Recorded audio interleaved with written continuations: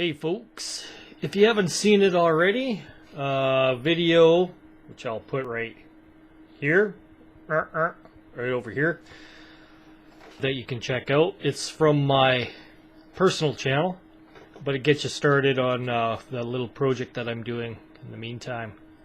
It's a little bit of an instrumental, I guess, so far.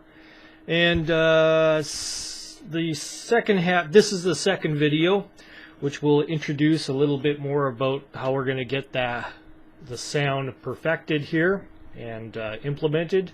I'm going to be using, well, probably not using this one, but if you want to get your guitar to get sent over onto digital, onto a DAW, you'll need something like this. I know some people who just go ahead and use a type of interface that just connects into the audio 1/8" jack into the front, the mic jack. It's really hard to get a good sound out of that, but you can do it. I've seen people get somewhat of a good sound sometimes, but if you really want to be able to mic up things and get things going into your computer a little bit better, USB or wherever your USB jack is. This is a Behringer Zenith 302 USB. It doesn't have really much on it. All it's got is some line-ins of different varying types. Has kind of some rough EQs on the front. You can line in using RCA jacks. This will work both with your 1/4" and AXLR jacks. So that's one way of getting some sound in. And of course, in order to do that with the XLRs, you're going to need to get a microphone of some form. And here I have an Audix i5. So this is like a Shure 57, 58, something around in that kind of vicinity. Those who want to get a little bit more into pre-mixing thing, you can use something like this, which is the same Behringer product. This is one is a Xenix 1204 USB. Yeah, it's powered, so you got the power cable goes in here, and the USB goes here into your computer. Good thing about this is it has some functionality in here of a compressor, and which is good for when you want to get your recording in at a certain level and sustained at a certain level. So that's it's a good unit to utilize. They're cheap, they're not noisy at all, and work really well for the price that you pay for them. And in the case of the big mixer there, it allows you to go ahead and mic a bunch of other microphones together and record them separately onto each track all at the same time. So if you have a drum kit, you can go into the DAW and you can assign each one of those outputs from the mixer as a separate recording.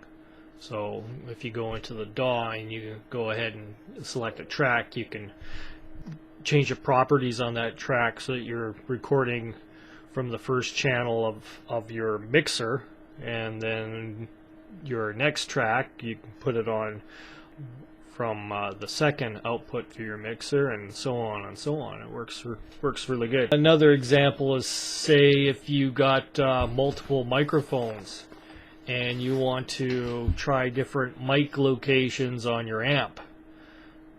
You know, play some guitar, do a little recording, and then check it out, see which one is the best sound that you want, or even use a couple of them together and try different effects using different mic placements. And like for instance, if you put your microphone really close to the speaker, you're going to get more high end, And if you got another mic positioned a little bit further back, you'll get some lower end, and then you can just take the best frequencies from both of them and mix them together.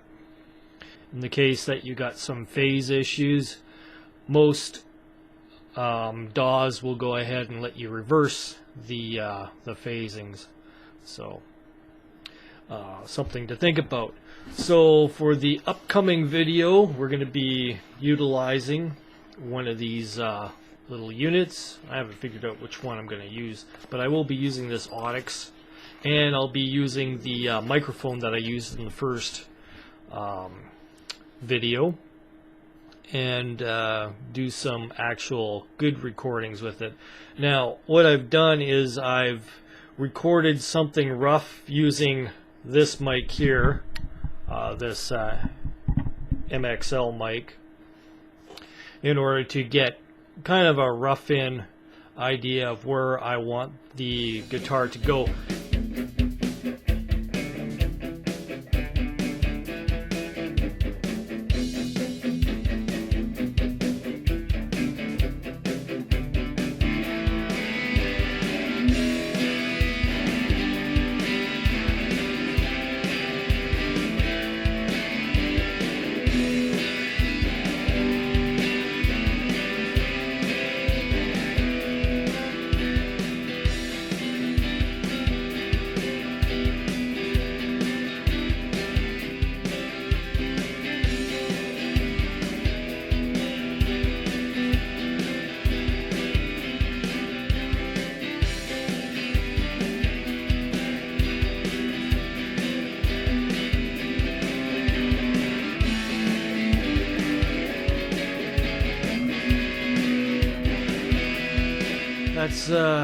That's basically what that run through was for, just to get everything placed properly to where the way that I want it arranged.